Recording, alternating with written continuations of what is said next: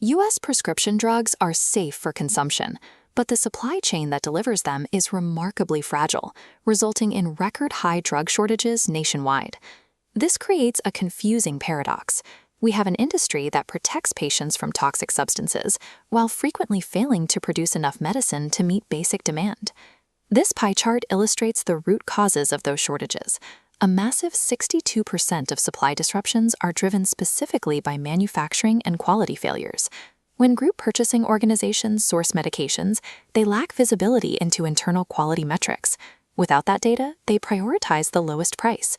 Squeezing pennies on the factory floor translates to millions in lost hospital labor and delayed patient care.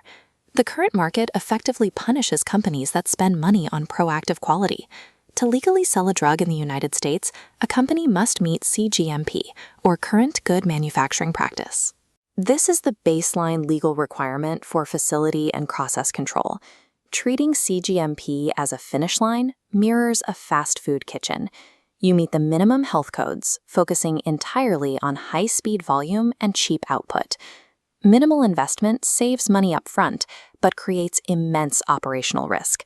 Quality teams end up in a reactive cycle of crisis management, catching errors that slip through under-resourced systems. Fixing the supply chain requires a new measurement, one that explicitly rewards companies for building systems that rise above that baseline.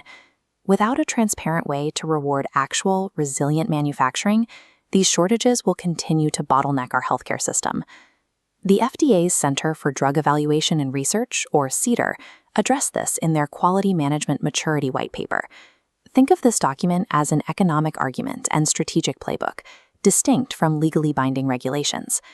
The white paper outlines a three-step ladder to excellence.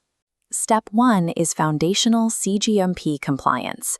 Step 2 integrates ICH Q10, requiring active risk management to anticipate failures. The peak is Step 3, quality management maturity, a state of reliable processes driving continual improvement.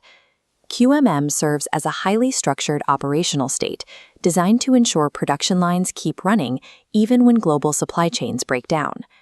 The quality investment curve shows costs from defects dropping sharply as a company reaches the optimal sweet spot of quality control. Pushing past that point leads to overinvestment. Costs spike, like buying a 15-course tasting menu for lunch without meaningfully reducing defect rates. Advanced automation provides the tools, but reaching that optimal efficiency depends on a proactive human workforce overseeing the equipment. This requires the unified teamwork seen in Ted Lasso, paired with the obsessive, data-driven attention to process seen in The Bear. Perfect operating procedures on paper mean very little unless activated by a culture where every employee takes personal ownership of the final patient outcome.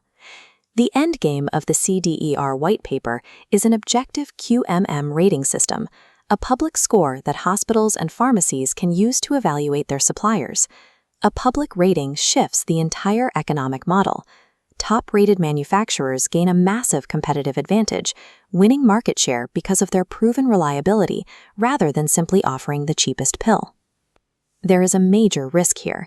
If companies treat QMM as merely another set of boxes to rapidly check off, the system fails.